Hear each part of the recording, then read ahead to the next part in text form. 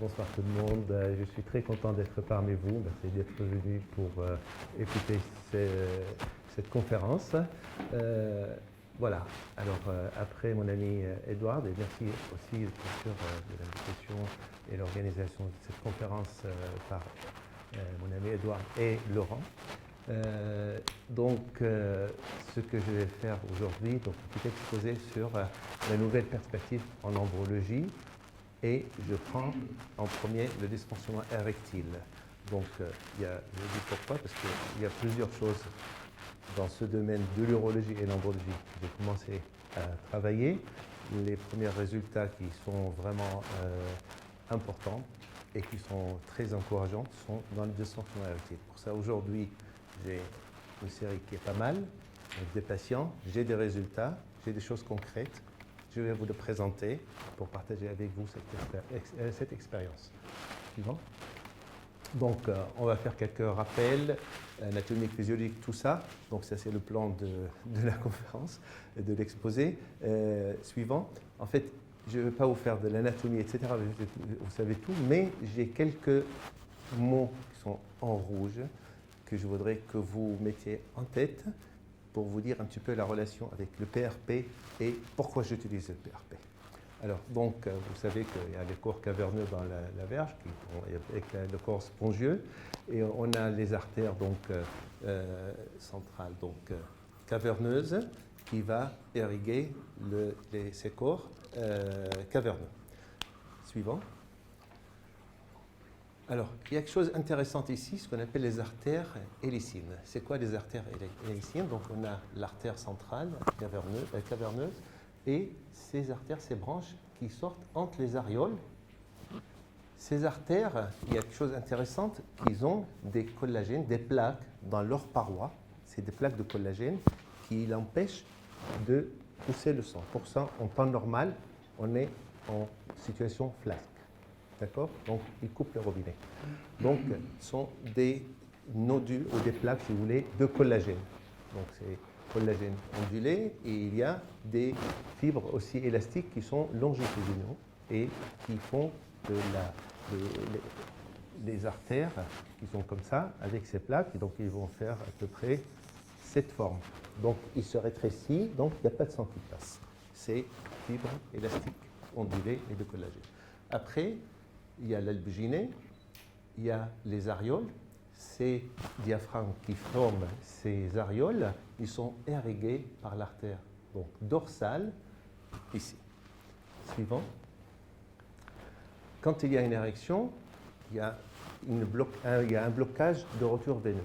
C'est-à-dire, les artères dont on avait parlé, ils vont se jeter dans ces aréoles, ils vont le gonfler sous la pression. Il va y avoir une élasticité encore conservée de ces plaques de collagène qui étaient sur ces artères, ces branchements, donc qui vont se jeter dans les aréoles. Une fois il est gonflé, les veines qui drainent ces corps caverneux, ils vont être écrasés entre l'albuginée et ces aréoles. Donc il y a un blocage de retour veineux et il y a l'effet donc de tumescence ou érection. Suivant. Au point de vue histologique, donc on connaît, c'est une coupe au niveau corps spongieux et le corps caverneux. Il y a des choses intéressantes, donc l'albuginée, c'est des fibres élastiques, comme vous le savez, avec ces aréoles, qu'on le voit, avec ces diaphragmes qui le forment. En vieillissant, qu'est-ce qu'il va y avoir? Il va y avoir une fibrose. Ces aréoles, ils vont se fermer, ils ne vont plus contenir de sang, donc, et de moins en moins, l'érection, il est conservé, et puis il y a l'état flasque qui arrive, et puis par après, il s'arrête complètement. Donc, il y a au niveau des plaques dans la paroi, des artères hélicines, et au niveau de ces diaphragmes dans le corps caverneux même. Ils sont des fibres élastiques, je vous ai mis aussi, et fibres musculaires et des tissus conjonctifs. Suivant. Ah oui, la photo est tout petite, pas là-haut. Donc, c'est rapide. Donc, il y a le corps spongieux, vous connaissez. Donc, il y a une contraction de ces muscles qui sont les fibres, les muscles donc, caverneux qui vont pousser le sang dans le corps caverneux de derrière, de l'ischion vers l'avant pour gonfler un peu plus la verge pour avoir une érection. Et puis il y a le bulbe caverneux qui sont au niveau de l'urètre bulbaire, mais qui sont aussi disséminés sur aussi le corps caverneux. Et leur contraction, il va aider à l'éjection des spermes, donc à l'éjaculation. Suivant. Alors, c'est quoi le PRP? Comment ça fonctionne? Alors, c'était mon ami Edouard quand il m'a présenté cette astuce de ce sablier, cet entonnoir dont il a parlé. C'était un peu séduisant, donc je dis comment on peut faire, qu'est-ce qu'il y a comme mécanisme qui fait le vieillissement donc, et la perte de l'érection. Et il me parle de cette tissu des fibres élastiques, etc. Et donc, effectivement, ces plaquettes, il va libérer l'injection de PRP et il va libérer des cytokines qui sont présentes dans les granules alpha au niveau des plaquettes. Une fois il est libéré, il y a des facteurs de croissance plaquettaires qui vont se disséminer. Ces facteurs de croissance, il va mettre la machine en route pour fabriquer d'autres tissus, d'autres fibres. Il va modeler les tissus fibreux dedans, il va les liser, il va faire quelque chose, parce que ça aide comme la cicatrisation. On peut faire disparaître des kéloïdes avec le PRP. C'est quelque chose d'extraordinaire. Donc, il y a une prolifération des fibroblastes, il y a une cicatrisation tissulaire, donc, et puis il y a ce qu'on appelle il va faire comme on va arroser une plante qui a séché, donc les tissus, la fibrose, on le sait tous, que ce sont des tissus qui sont pauvres en vascularisation et ils sont faibles en activité mitotique. D'accord? Donc le PRP, il va remettre la machine en route, il va y avoir la vascularisation, parce que je vais vous montrer après c'est quoi le cible de chaque facteur de croissance. Il va mettre la vascularisation en route, donc on va mettre l'arrosage et on va avoir un effet mitotique de ces fibres élastiques et cellules endothéliales. Suivant. Voilà. Donc, ces facteurs de croissance, vous les voyez. Donc, par exemple, le premier croissant, donc le platelet-derived growth factor. Les tissus cibles, vous voyez, donc les fibroblastes, ils sont presque dans la plupart de ces 5 facteurs de croissance. Les chondrocytes, etc., etc. Bon, vous voyez, donc, on a les tissus qui sont ciblés par ce type de facteurs de croissance. Et qu'est-ce qu'il peut y avoir? Donc, croissance cellulaire, recrutement, différenciation, sécrétion de cytokines, etc., etc. Il y a une chose très importante, là, qu'on parlera tout à l'heure, c'est le chimiotactisme. Et chimiotactisme, en fait, c'est l'attraction ou la propulsion des cellules par rapport à un produit chimique injecté. Si on injecte un produit chimique dans le corps, soit les cellules vont s'éloigner, il va se cacher, il ne va pas réagir, ou bien il y aura une attraction, il va y avoir une réaction derrière. Donc, on parlera pourquoi c'est important. Après, donc, il y a des migrations cellulaires, l'angiogénèse. Voyez, donc c'est ça, la revascularisation des tissus qui sont, on peut dire entre parenthèses, morts. Ça va ressusciter ces tissus et ça va faire des croissances dans ces tissus, les fibres élastiques. Suivante. Alors, comment on entretient un corps caverneux? Donc, il va avoir une bonne vascularisation. Il faut faire attention. On a des maladies qui vont, bien sûr, sécher ces tissus, comme le cholestérol, le diabète, tout ça. Il va avoir une vasculopathie. Et puis rétrécissement des diamètres et des lumières des vaisseaux, la bonne élasticité, le vieillissement, les fibroses, etc., les maladies de la Peyronie, on ne connaît pas encore ses origines, la bonne innervation, les neuropathies diabétiques ou autres, un bon équilibre hormonal, le traitement hormonal, les perturbateurs endocrines, il y aura un changement dans le taux de testostérone, augmentation de prolactine, etc. Et c'est ce qu'on le sent, on le voit de jour en jour avec tout ce qu'on mange dans les boîtes de conserve et dans les crèmes, etc. qu'on met, où il y a des perturbateurs endocrines. Une activité sportive, c'est très important parce que toute obésité entraîne une suppression, enfin, ou une sorte de baisse de l'action hormonale chez l'homme. La nutrition équilibrée aussi, les toxines, le tabac, l'alcool et les radicaux libres, donc c'est le stress oxydatif. Suivant. Les indications pour le PRP. Alors, toute forme de dysfonction érectile. Je n'ai pas pris un mieux que l'autre pour essayer d'avoir un groupe vraiment varié. Ce qui m'intéressait dans la série que j'ai sélectionnée, c'est d'avoir un panel de causes de dysfonction érectile.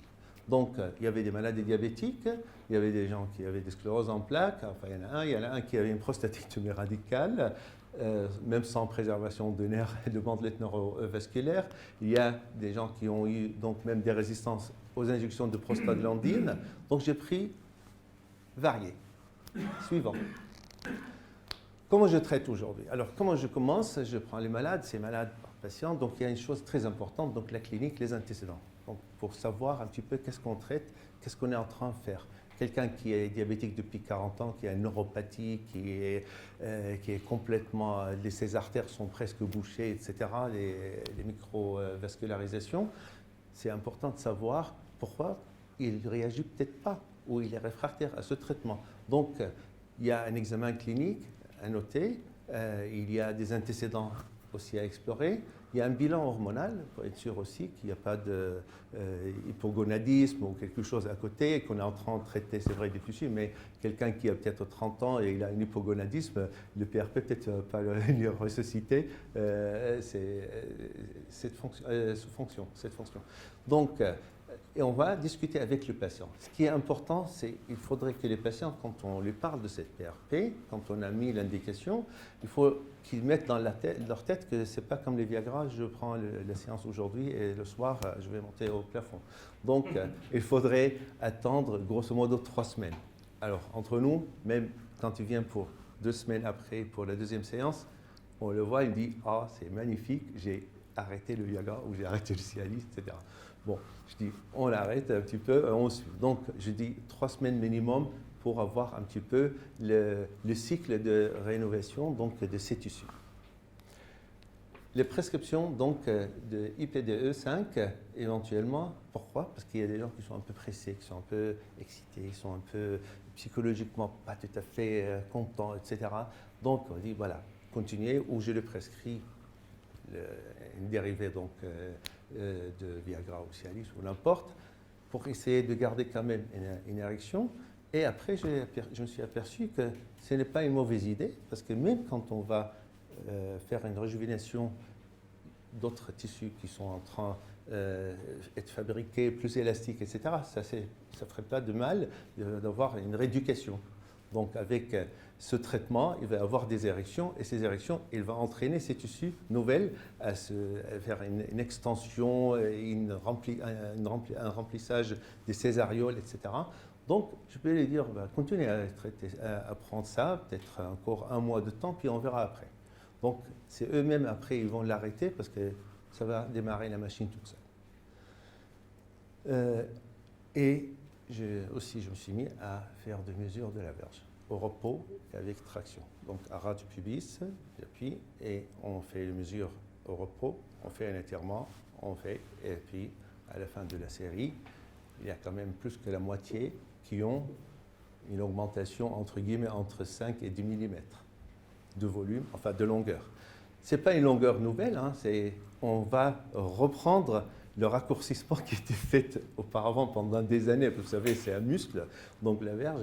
Une fois les corps caverneux, ils ne sont pas utilisés pendant très longtemps. C'est comme un athlète qui ne fait pas de sport, donc il y a ces muscles qui vont fondre. Et donc, ça va se rétracter. Et donc, lui, il va s'habituer pendant quelques mois, quelques années à ce volume, à cette taille donc, de l'organe. Et puis, une fois, au bout d'1 mois de temps, il regarde, il voit quelque chose qui est un peu plus conséquent. Ça donne un petit effet de volume et de longueur qui est très intéressant et c'est très bon pour le moral et le côté psychologique. Suivant. Donc le protocole. Aujourd'hui, je démarre avec 3 séances, donc J1, 15, 30, voilà, toutes les semaines à peu près. Une fois on a fait ça, je laisse le patient se reposer 1 mois il revient dans un mois, je fais une évaluation. Alors, s'il a une amélioration de plus de 50%, bon, magnifique, on va faire encore une séance dans 2 mois. Puis après, une séance 2 fois par année. Donc, tous les 6 mois, une séance, ça fait quelque chose de...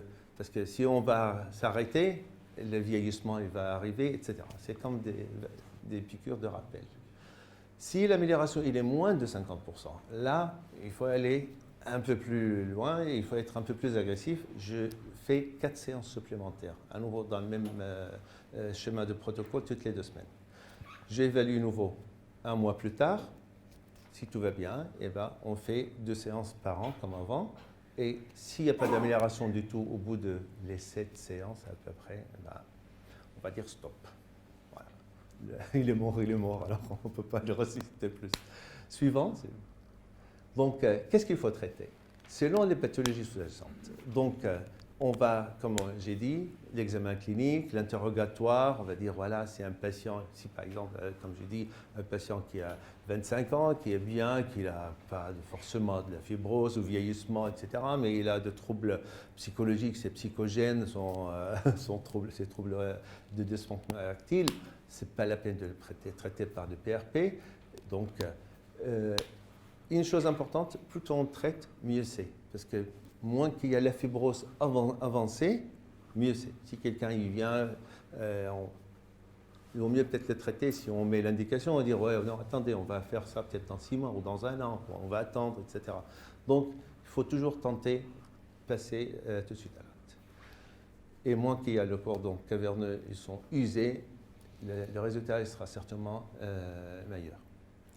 Avant l'avancement de la neuropathie. La neuropathie, c'est malheureusement, c'est les 2-3 patients que j'ai eus, ils étaient réfractaires au traitement, qui ont des problèmes de neuropathie avancée. Suivant. Donc le traitement, voilà, donc on prend des anticoagulants, le citrate de calcium, 2 millilitres, suivant. On va faire la prise de sang, donc on remplit 25 millilitres de sang, suivant. On va le mettre dans la machine magique d'Edouard. Suivant. On va passer à 3000 tours pendant 3 minutes à 180 degrés. Les 2 tubes ils vont être comme ça, pas 45 comme les autres tubes classiques. Suivant. Donc, on va obtenir ce sablier avec le beurre qui est ici. Suivant. On va extraire. Donc, il y a deux techniques. Soit on va le pousser, on va le prendre avec une seringue d'insuline comme ça. Donc, cette partie qui est le concentré du globule blanc et des plaquettes. Suivant. Et on va prendre de la partie inférieure qui est aussi riche. Donc, dilué par ce plasma qui est riche. Et la partie qui reste, c'est le pauvre. Voilà. Suivant.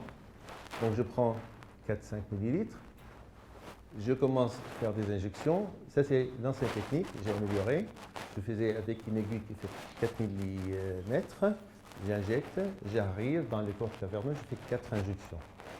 Et ce qui est intéressant, c'est quand vous injectez, si vous avez une résistance, vous avez une bonne fibrose à l'intérieur. Et ce qui est aussi intéressant, qu'au bout de 2e ou 3e séance, vous allez passer le produit vraiment facilement, comme si vous l'injectez dans la graisse. Donc, ça signifie qu'il y a une amélioration, que vos corps caverneux devient un peu plus souple, plus élastique, et les aréoles s'ouvrent. Et là, maintenant, je prends une aiguille un peu plus longue, de 27 mm, donc 2 cm et demi à peu près, et je fais une injection.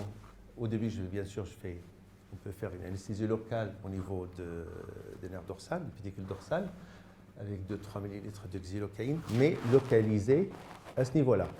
C'est pour ça que je reviens à la chimiotactisme. Je n'aimerais pas, au jour d'aujourd'hui, mélanger les plaquettes ou ce produit avec d'autres produits chimiques, que ce soit lidocaïne, xylocaïne, etc., pour écarter toutes sortes d'interférences. C'est éloignement des cellules de ce produit et donc de mon PRP et vice-versa. Donc je voudrais rester toujours dans mon cadre de traitement pur. Donc maintenant je fais une injection ici à peu près avec cette aiguille dans cette direction tangentielle. Je ne rentre pas trop loin. Une fois que j'ai traversé l'albuginé, je baisse ma seringue et je fonce et j'injecte vers le bout de l'extrémité distale, donc du corps caverneux. Après, je fais une deuxième ici et vers l'autre côté, vers l'extrémité proximale. Après, il faut faire un petit massage pour essayer de faire propager ce produit à l'intérieur du corps caverneux. 2 injections de chaque côté, à droite, à gauche. Suivant. Donc ça c'est avant, donc, quand on faisait avec les guides. Suivant. Et à la fin, donc, je prends le reste de plasma qui est resté et je fais, pour l'effet volume, j'ai fait avec les premières injections dans les corps caverneux, à l'intérieur. Maintenant, je voudrais imbiber les corps caverneux à l'extérieur. Donc, je les fais en sous-cutané. Je vais faire une boule ici. C'est comme, voilà, on injecte une ou 2 cc ici et là-haut aussi, de haut, à droite et à gauche. Et après, on va masser pour essayer de propager ce plasma avec, bien sûr, même si c'est un peu pauvre, mais il y a quand même des plaquettes et du blanc et des facteurs de croissance pour le faire à l'extérieur du corps caverneux. Et là, le résultat de volume, il va apparaître grâce à ces injections. Suivant.